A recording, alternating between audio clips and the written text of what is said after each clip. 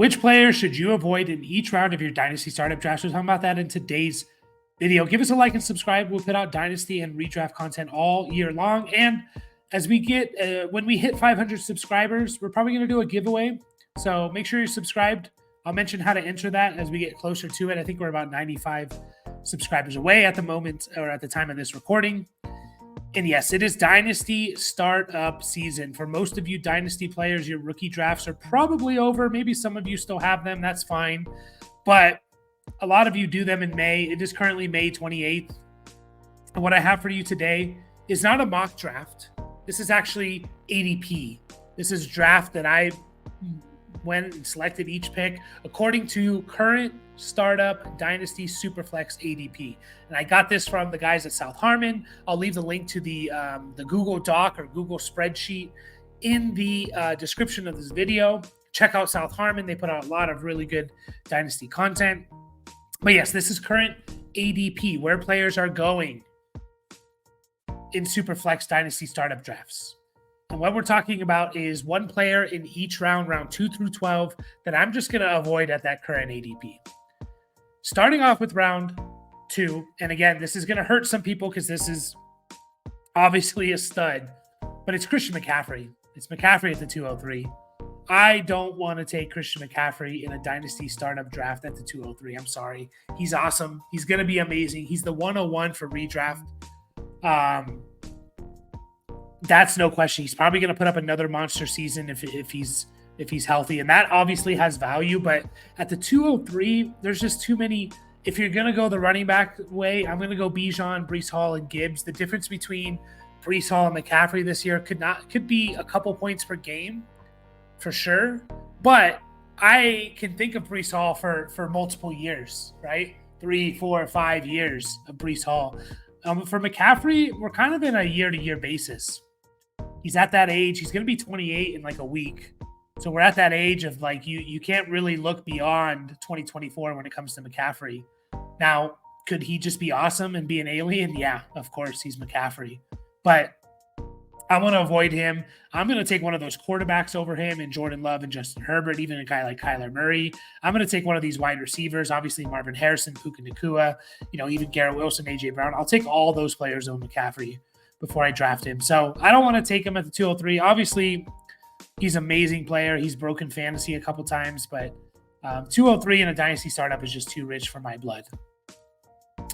Round 3, we're going to have a lot of running backs on this list, especially early, just because when it comes to running backs, besides the guys like Bijan, Breece Hall, and Gibbs, and maybe Jonathan Taylor, if I'm not getting value on them, I'm not drafting them.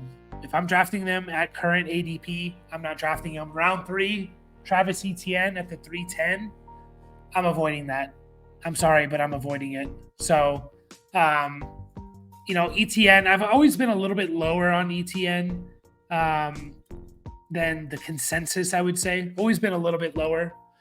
Etienne at the 310, to me, is just a little bit too rich. Now, I know he was pretty good last year. It was kind of a tale of two seasons for Etienne last year, but I know he was really good last year. What did he finish as, like the top 5 RB?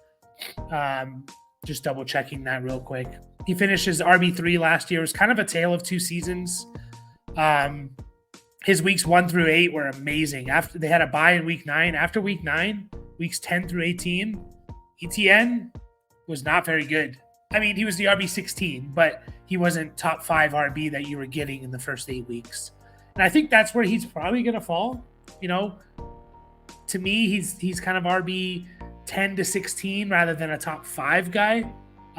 It also coincided his fall off in the second half of the season. His fall off to RB16 kind of coincided with playing time. If you just look at his snap percentage, the first 8 weeks, he was over 80% of the snaps in almost every game.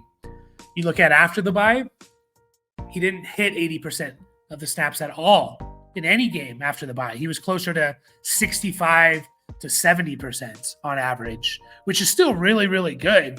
I just don't think he's going to be the 80, 85% snap share that we were seeing, weeks 1 through 8 last year. And Doug Peterson's expressed that a little bit, trying to get Tank Bigsby or another running back involved more, kind of resting ETN. And I don't think necessarily ETN needs the volume, but he needs the touchdowns. If he doesn't have a touchdown, I don't think he's going to do well. I just don't want to take that at the 310. There's going to be uncertainty. If the Jags disappoint once again, Doug Peterson's probably going to be gone, and now you're going to have some uncertainty about the future of the team. And is Trevor Lawrence the real deal? And ETN, what does the next coaching staff think of him? I just want to avoid that at the 310. I'd much rather take guys like Dak Prescott, Ayuk, London, Dunze, Waddle over ETN. I just don't think he's going to be a true difference maker at the running back position. Next up in round 4, honestly, I feel like I would lean a little bit more towards another running back. And I'm going to go tight end here. I'm going to go Brock Bowers. Now, I understand taking Brock Bowers here. Obviously, this is non-tight end premium, I believe, ADP. Tight end premium is a different story.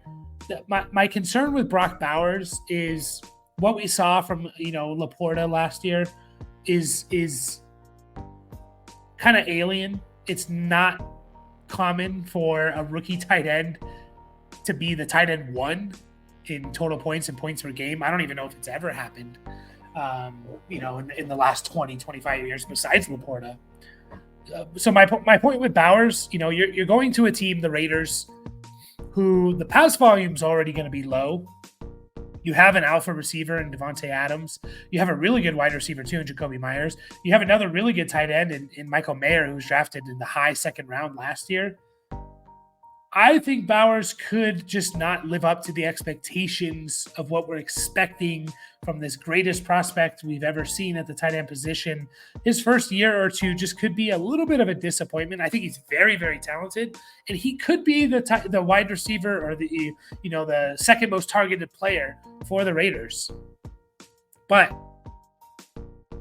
I just think that's not going to work out that way. We're going to get some good, not great seasons from him, and his value is just going to slip a little bit. Like, I want to buy Bowers after 2024. I want to buy Bowers after 2025 if I can, because I just think his value is going to slip a bit.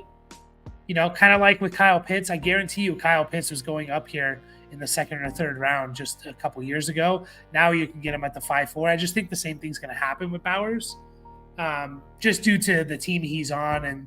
And rookie tight ends, it's tough to come in and really make it. Look at Trey McBride. He was amazing last year. He did nothing his rookie year, right? So I just want to avoid Bowers here. If I can get him a little bit later, I will, just because I think he's kind of an asset that I don't see him going much higher than where he's already at after year 1. And I always think about those. It's like playing the stock market. So I like Bowers, think he's going to be awesome, but it might take a couple years.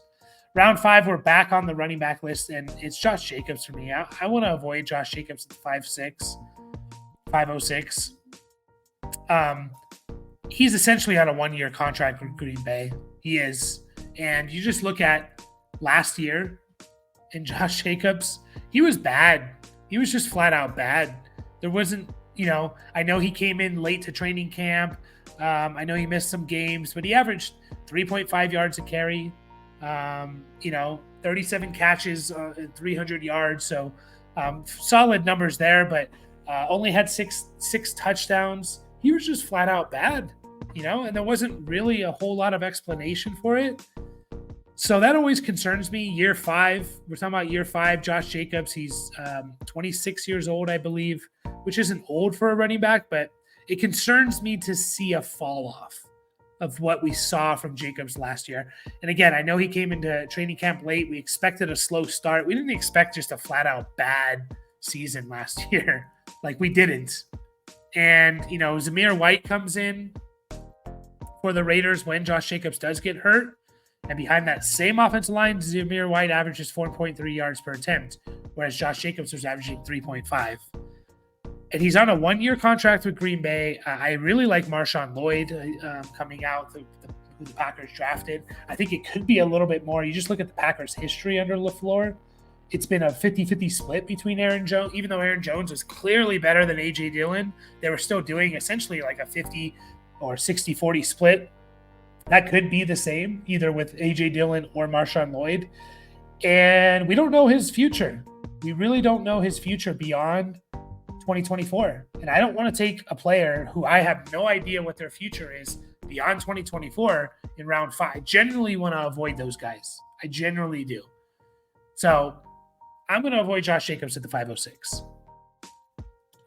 Round 6, and this is a controversial one maybe, but I'm avoiding George Pickens at the 606. I am. I'm going to take one of the rookies or 2023 guys. I understand the love for George Pickens, and I get it. He had a really good year, better year than I thought he would have last year. 1,100 yards and what was it, like 8 touchdowns or something like that. Maybe it was less than that. Now I'm trying to remember. 5 touchdowns. What we've seen from George Pickens essentially his first 2 years in the NFL and even in college a little bit is that he's not a big target hog reception guy. He's not necessarily a big touchdown guy. Yeah.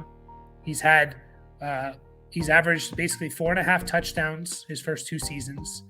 He's averaged right around 55 or so catches a season. And unless you're getting a lot of touchdowns or a lot of catches, those 1,100 yards don't mean that much. They really don't. Obviously, they're good, but you need those 1,100 yards with 80 catches, 85 catches, or you need 1,100 yards and 8 to 10 touchdowns, or else you're just going to finish like he did as wide receiver 26. He was wide receiver 26 in half PPR, which is even a little bit more favorable for George Pickens. I know a lot of people play PPR as well. He was wide receiver 29. And in points per game, he was wide receiver 36. He was a fringe wide receiver 3 in PPR last year. He was kind of a wide receiver 3 in half PPR, which is a better format for him. I just don't see it. And we're drafting him as kind of a wide receiver 2. I think he's going as like wide receiver 26. I just don't know if I see it for Pickens. Like, he's a good player. He's good for what he is. He reminds me a little bit of like a Devontae Parker, Mike Williams type of player. I know we got a couple, good year from Devontae Parker, a couple good years here from Mike Williams, but just a little bit boom bust, type of player, in my opinion. And you're going to have to deal with the 1.9, 7.5, 1, 2, 3, 4, 5 of 6 weeks, a stretch of 5 of 6 weeks, 6 of 7 weeks under double-digit points in PPR. You're going to have to deal with that with Pickens. And I just want to take guys with maybe a little bit more upside, a little bit more consistency. So I'm going to avoid George Pickens. And I could look stupid, I admit, but I think there's an outside chance that Roman Wilson actually leads this team in targets, just because George Pickens is not that type of player. He's not. It's going to be interesting to see him and Russell Wilson together, or even Justin Fields. Like, the options at quarterback aren't great, whether it's Russell Wilson or Justin Fields. So could he have a Cortland Sutton-like year with maybe a little bit more yards? Sure, but Cortland Sutton was barely a wide receiver 3 last year. So I'm avoiding George Pickens at the 606 for a couple different reasons. His player profile and the quarterback situation. Round 7. I'm avoiding Stephon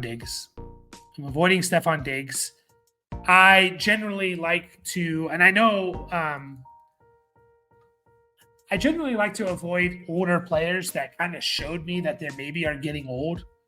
Like when they kind of showed it. If you look at the raw numbers, Stephon Diggs was awesome. 107 catches, almost 1,200 yards, 8 touchdowns. But then you look at the game log, right? You look at the game log of it, or you look at the fantasy finish from week 8 on. From week 7 onwards, he did not have 100 yards. From weeks 10 onwards, he didn't even have. He had over 75 yards once and 1 touchdown. He kind of showed me. Now, he was still earning targets, but he just wasn't doing anything with them. He kind of showed that maybe he's getting old. And that happens. And I generally, older players that show you they're getting old, he's going to be 31 this year. I know I talked about Cooper Kupp as a guy that I loved in the 8th round or 9th round, wherever he's going. In the previous video, players that I love from each round, check that out if you haven't. And Cooper Kupp was one of my guys. But Cooper Kupp, to me, didn't show necessarily that he was old and could no longer, produce. Because Cooper Kupp did produce in 2 different stretches last year. He just got hurt. Stephon Diggs was healthy, seemingly, and he did not produce with Josh Allen. He did not produce. Now he's going to CJ Stroud, awesome player, but he's also there with Tank Dell, with Nico Collins, who just signed an extension, with Dalton Schultz, right? Joe Mixon can catch the ball. I'm just worried about, is he's going to fill in as a solid veteran wide receiver 3, and that's who he's going to be the rest of his career the next couple of years? Can he get back to Diggs numbers? And we're kind of drafting him you're drafting him around guys like Rashee Rice, rookies of Keon Coleman, or I don't see it. I really don't see it with Stephon Diggs, and I want to avoid him at the 707. In round 8, we're back to running backs. It's Ramondre Stevenson. For a couple different reasons. I think he's going to catch way less passes than he has over the last 2 years. Well, okay. So last year he caught 38 passes in 12 games. So you're essentially looking at 3 catches a game. So in a 17-game season, you're looking at over 50 catches. I don't think he gets over 50 catches with Antonio Gibson there. Obviously, you have a rookie quarterback. I don't know how this offense is going to be with either Jacoby Brissett or a rookie quarterback. So the touchdown opportunities could not be there. And he's never had more than 6 touchdowns in his career. Now, he's been pretty good efficient-wise, over 4.5 yards a carry in his career. But last year, it was 4 yards a carry. And basically, where is Ramondre Stevenson after 2024? Where is he? Because this is his last year of his contract. Unless he takes a cheap deal, I don't see the Patriots bringing him back, right? He could be, we don't know where he's going to be. So it's one of these players where, and I know we're at the point of the draft, guys like Javonte, Kamara, Montgomery. We don't really look beyond 2024 with any of those guys, but I just look at the other players around him. Trey Benson, 100% I went over Stevenson. Cooper Kupp, I already said I love that pick in the 8th round. Guys like Bo Nix and Deshaun Watson, I'll happily take over. Even Will Levis, I'll happily take over Ramondre. I just think it's a little bit of a reach there. I want to get him in round 9 around these guys rather than, I don't see much of a difference between Pollard, Najee Harris, Montgomery, Kamara, even guys like Aaron Jones. I don't see much of a difference between any of those running backs. So why am I going to take the first running back out of those groups? I'm just going to take Najee Harris a round later, Aaron Jones a round and a half later, almost 2 rounds later. I'm going to do that, not take Stevenson at the 804. They're all in the same boat to me. Running backs that I think are probably going to be very, they're going to be solid in 2024, top 20, top 24 guys. But beyond 2024, I don't know. So I'm not going to take Stevenson here. That's how I approach the running back position. Round 9 is Tajay Spears. Why am I taking Tajay Spears around Najee Harris, Tony Pollard, David Montgomery, Christian Kirk, who I really like, or 2 first-round receivers in rookie receivers in Pearson Leggett? Why am I taking Tajay Spears around there? I don't think he's going to, at best, he's in a 50-50 split with Pollard. At best. He's not, they didn't come in. A new coaching staff, keep that in mind, and I need to move my screen here. A new coaching staff coming in. Think of Dameon Pierce. Oh, he's awesome, amazing, rookie running back. A new coaching staff comes in. You don't fit our scheme. A new coaching staff comes into Tennessee from Cincinnati. They go out and they make it a point to pay Pollard. I think he had one of the best contracts for free agent running backs this year. One of the first free agents to sign. They make it a point to go out and sign him. I'm sorry, guys. I don't see Tajay Spears. At best, he's in a 50-50 split for another year or 2. And there's a chance that he's just kind of a backup. And that's it. I don't want to take him around here. I really don't. In front of Ricky Pearson Leggett, no thank you. I'll take the first-round receivers every day of the week. Just think it's a little bit of a stretch here.